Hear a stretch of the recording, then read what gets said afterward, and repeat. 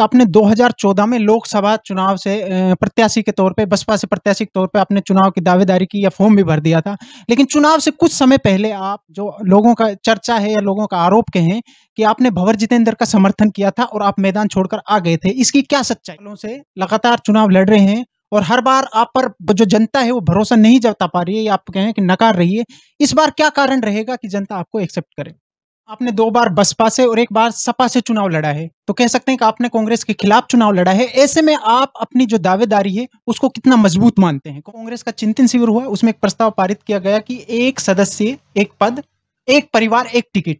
अगर वो लागू होता है और आपकी टिकट कट जाती है, ऐसे में आप चुनाव लड़ेंगे? लड़ेंगे तो किस पार्टी से लड़ेंगे? बहुत बड़ा तबका है जो क्षेत्र का, तिजारा विधानसभा का, कि वो मानता है कि चौधरी साहब जब चुनाव लड़ते हैं, तो वो हर बार मतलब हमारे विधायक या कहें मेयर नेता को हरा देते हैं। इस पर क्या रूम में आते हैं और टिकट लेके आते हैं, जैसे कांग्रेस के वो बड़े नेता हैं, तो आप चुनाव लड़ेंगे? कि हर बार 2 पार्टियों के बीच में या 3 पार्टियों के बीच में चुनाव होता है, लेकिन चौधरी फजल हुसैन और दुर्रू मियाँ के बीच में एक अलग ही मुकाबला देखने को मिलता है। आप कैसे देखते हैं? चौधरी साहब, आप हर बार कांग्रेस पर विश्वास जता रहे हैं, बार-बार कांग्रेस से दावेदारी करते हैं, लेकिन कांग्रेस आप पर या कहें भंवर जितेंद्र आप पर विश्वास नहीं जता पा रहे, इस पर क्या कहेंगे? आपको ये नहीं लगता जैसे आप कांग्रेस से दावेदारी कर रहे हैं और कांग्रेस का जो प्रत्याशी रहा वो पिछले 4.5 साल गायब रहा जनता के बीच से, तो इस बीच आपको क्या चुनौतियां आ सकती हैं कि क्या चौधरी साहब अगर कांग्रेस की टिकट नहीं मिलती है तो इस बार चुनाव लड़ेंगे या नहीं लड़ेंगे? आपका हमारे खास कार्यक्रम जनता के सवाल और नेताजी के जवाब में आज हमारे साथ खास मेहमान हैं जो किसी परिचय के मोहताज नहीं है। हम कहें मेवात की राजनीति के हैं या देश की राजनीति के हैं, सबसे बड़ा परिवार है। इनके पिताजी चौधरी तैयब हुसैन, मरहूम चौधरी तैयब हुसैन जी 3 स्टेट से मंत्री रहे। वो एक ऐसे पहला नेता थे और वो कांग्रेस के दिग्गज नेता माने जाते थे। हमारे साथ चौधरी फजल हुसैन जी हैं। सबसे पहले तो चौधरी साहब आपका बहुत-बहुत स्वागत है हमारे खास कार्यक्रम में। आपका बहुत-बहुत शुक्रिया, मुझे इस लायक समझा कि मैं यहाँ इंटरव्यू दे सकूं और जो जागृति आपने इलाके में पैदा कर रखी है, तो मुझे बहुत खुशी है कि आप इसी तरह लगे रहें और एक जो है मेवात में इलाके के अंदर एक उत्थान की बात करें। चौधरी साहब, आपसे पहला सवाल ये है कि आप कोई एक कारण हमें बताएं या हमारे दर्शकों को बताएं कि जनता इस बार आपको क्यों चुने?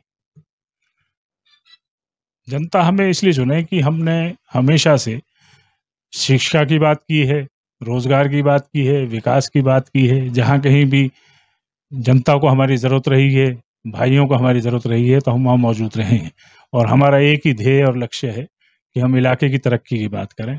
जैसा कि आपने बताया कि हमारे मरहूम दादा चौधरी यासीन खां साहब सन 26 से इस सियासत में आए थे और पहली दफ़ा एमएलसी बने थे। उसके बाद सन 26 से आज पूरे हमें 97 साल हो गए हैं, हम लोग राजनीति में हैं, लेकिन हमारे ऊपर एक भी दाग नहीं है कि हमने किसी तरह का कोई गलत काम किया हो।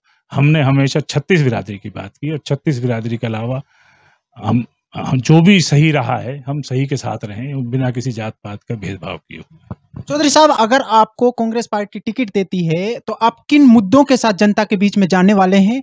और ऐसा कौन-सा एक काम जो आप सबसे पहले विधायक बनने के बाद करवाएँगे इस क्षेत्र में? एक काम की बात नहीं है, मैं कहूँगा कि हम 3 मुद्दों को लेकर साथ चलेंगे। पहला मुद्दा जो है शिक्षा, जो शिक्षा में जो है हमारा इलाका सबसे पिछड़ा हुआ है। आज तक यहाँ पे स्कूल नहीं हैं, स्कूलों के अंदर टीचर्स नहीं हैं। जो प्राइमरी स्कूल सन 57-58 से थे, वो आज भी जो है प्राइमरी हैं, मीडियम स्कूल नहीं हुए हैं। दूसरा, जब शिक्षा आएगी, टेक्निकल एजुकेशन आएगी, तो बच्चों को रोज़गार मिलेगा। रोज़गार के नाम पे जब ये फैक्ट्रियों के अंदर जाते हैं और जब ये नौकरी के लिए लाइन में लगते हैं, तो इन्हें लाइन से निकाल दिया जाता है। फैक्ट्री में इनके लिए लोकल युवाओं को रोज़गार नहीं है। तो सबसे बड़ा मुद्दा यही है कि जब बच्चों को रोज़गार मिलेगा, तो क्षेत्र के विकास की बात होगी। क्षेत्र का विकास होगा, तो जनता का विकास होगा। तो यही जो मेन बात है, वो यही है कि शिक्षा, रोज़गार और विकास। आपने देखा है कि बहुत सारे नए-नए युवा नेता आ गए हैं, नए लड़के आ गए हैं, वो दावेदारी कर रहे हैं कांग्रेस से। तो इस बीच आपकी जो टिकट की दावेदारी है, उसमें क्या चुनौतियाँ आ सकती हैं आपके सामने? सब इसमें चुनौती की बात नहीं है, तो हाईकमांड का जो है अपना डिस्क्रिशन है और वो जिसे योग्य समझेंगे उसे टिकट देंगे। टिकट माँगने का हक सभी भाइयों को है, तो सभी माँग रहे हैं, तो बहुत अच्छी बात है, तो लोकतंत्र की निशानी है। तो मैं इसमें कोई बुराई नहीं मानता। एक बात है सभी भाई मांगे, उसका जैसे जो फैसला हो उसके हिसाब से फिर बात हो जाए समाज के हिसाब से।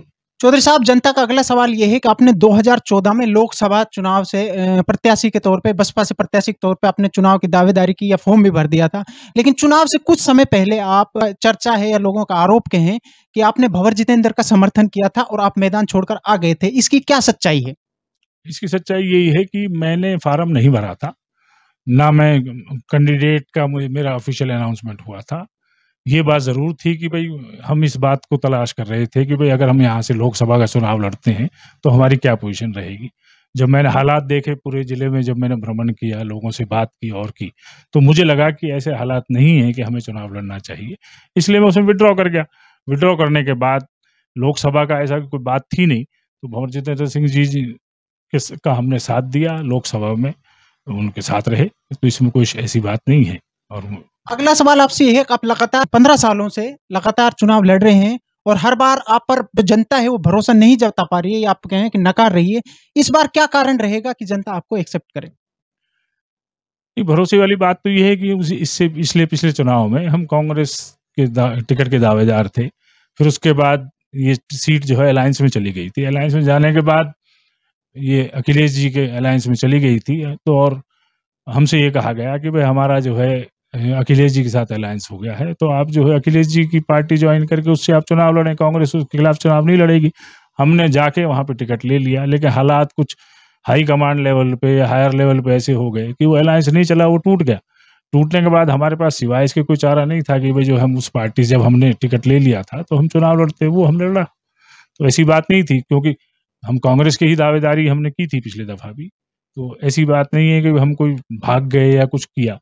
हमें तो जो है बाकायदा अलायंस के तहत ही हम जो है अखिलेश यादव जी की पार्टी में गए थे। जी। अगर बात करें हम, आपने 2 बार बसपा से और 1 बार सपा से चुनाव लड़ा है, तो कह सकते हैं कि आपने कांग्रेस के खिलाफ चुनाव लड़ा है। ऐसे में आप अपनी जो दावेदारी है उसको कितना मजबूत मानते हैं कांग्रेस में? ये कांग्रेस में मैंने पिछली बार दफ़ा ज्वाइन कर लिया था, और पिछले 5 साल उसके बाद जो असेंबली वाले चुनाव के बाद बीएसपी जब लड़ा, उसके बाद मैंने कांग्रेस ज्वाइन की, और मुझे जो है मैं पीसीसी का मेंबर भी रहा हूँ। तो दावेदारी तो इसलिए थी कि भाई जो कांग्रेस के लोगों ने कहा था कि भाई आपको हम कंसिडर करेंगे, तो इसमें कोई गारंटी तो कोई लेता नहीं है, लेकिन हालात या के तहत जो है ऐसी बात हुई कि भाई हमें टिकट नहीं मिला और हमें ये चुनाव लड़ना पड़ा। इस दफ़ा की बात आप कहेंगे, तो इस दफ़ा हम शुरू से तैयारी कर रहे हैं।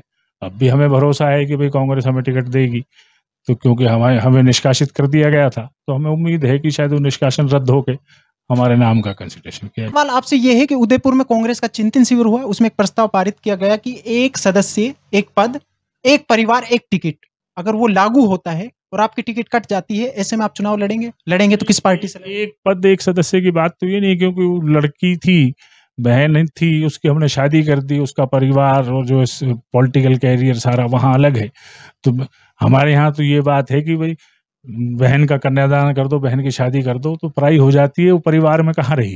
परिवार तो हमारा वो है, कोई भाई हो, भतीजा हो या जो है बेटा हो, तो वो एक कंसिडरेशन है। कोई परिवार में से तो कोई भी नहीं है, तो वो उनका परिवार अलग है, हमारा परिवार अलग है, तो उसे आप परिवार नहीं कह सकते। एक व्यक्ति, एक पद, वो हम उस क्राइटेरिया के अंदर नहीं आ रहे हैं।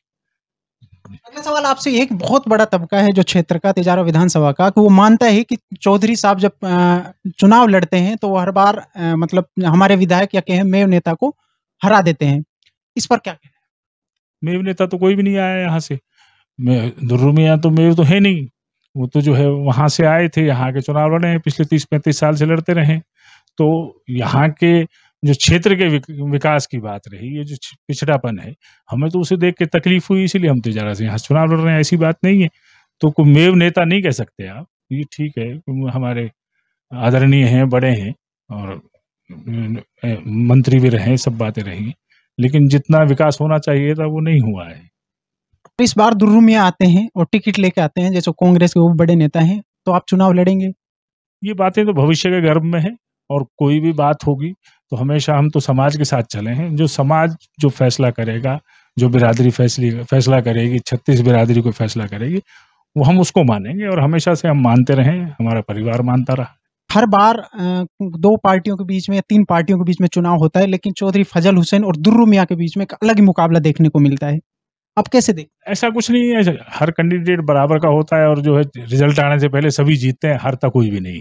चाहे उसकी वोट 5 आए, चाहे उसकी 50,000 आए, तो वो बात नहीं है। आप ये कहें कि भई हमारा और जो है माननीय के साथ कोई मतलब ख़ास मुकदमा है, ऐसा नहीं है। सब आदमी लड़ने के लिए जीतते हैं, वो अलग बात है, कोई जीत जाए, कोई हार जाए। चौधरी साहब, आप हर बार कांग्रेस पर विश्वास जता रहे हैं, बार-बार कांग्रेस से दावेदारी करते हैं, लेकिन कांग्रेस आप पर या कहें भंवर जितेंद्र आप पर विश्वास नहीं जता पा रहे, इस पर क्या कहेंगे? मेरा तो ऊपर वाले के ऊपर विश्वास है, कोई कितना विश्वास करता है, नहीं करता है, ये तो मुझे नहीं पता, लेकिन मुझे विश्वास है कि मेरे ऊपर सभी विश्वास करते हैं और सबका मेरे ऊपर भरोसा है, ऐसी बात नहीं है। तो इस बार क्या लगता है टिकट का? टिकट की हम दावेदारी पेश करेंगे, जो भी फैसला है वो तो हाई कमांड करेगी, भंवर साहब करेंगे या खड़गे साहब करेंगे या डोटासरा साहब करेंगे। एक टपुकड़ा में रेजांगला बोर्ड का विवाद हुआ था, वो बहुत बड़ा विवाद हुआ, उसने राजनीतिक रूप लिया। उसमें मेयो नेताओं की बात करें तो आपने सक्रिय रहे उसमें, आपने सक्रियता निभाई। कोई भी पंचायत की बात है, उसके अंदर किसी भी पंचायत में हमें बुलाया जाएगा, क्योंकि हम एक समाज का अंग हैं और अगर हमें किसी भी कोई पंचायत के अंदर किसी मीटिंग के अंदर बुलाया जाएगा तो हमारा ये फर्ज है हम उसमें जाएं। हम उसमें गए और जो भी जो है लोगों का फैसला रहा, हमने ये कहा भाई हम समाज के साथ हैं, लोगों के साथ हैं, जैसा वो करना चाहें तो हम उनके साथ खड़े हैं, इसमें कोई ऐसी बात नहीं है। आपको ये नहीं लगता जैसे आप कांग्रेस से दावेदारी कर रहे हैं और कांग्रेस का जो प्रत्याशी रहा वो पिछले 4.5 साल गायब रहा जनता के बीच से, तो इस बीच आपको क्या चुनौतियां आ सकती हैं? नहीं, कोई ऐसी तो वो बात नहीं है, क्योंकि हमारे तो सबसे पर्सनल ताल्लुकात हैं, पर्सनल रिलेशन रहे हैं। पिछले 3 चुनाव लड़ चुके हैं हम और इससे पिछले चुनाव में मैं सेकंड पे रहा और पार्टी थर्ड पे रही थी, कोई ऐसी बात नहीं है। और मुझे उम्मीद है कि जनता हमारे साथ है और लोगों का मानस हमारे साथ है, तो आने वाले समय में जनता हमारा साथ देगी। कि क्या चौधरी साहब अगर कांग्रेस की टिकट नहीं मिलती है तो इस बार चुनाव लड़ेंगे या नहीं लड़ेंगे? ये समाज का फैसला है, बिरादरी का फैसला है, साथियों का फैसला है। जो भी उनका फैसला होगा वो मुझे मान्य होगा, मैं उससे अलग नहीं जाऊँगा। ये थे हमारे साथ में चौधरी फजल हुसैन जी, जिन्होंने हमारे हर सवाल का बहुत ही बेबाकी से जवाब दिया। चौधरी साहब आपका बहुत-बहुत शुक्रिया, मैं भी जो है चैनल का बहुत-बहुत धन्यवाद करता हूँ।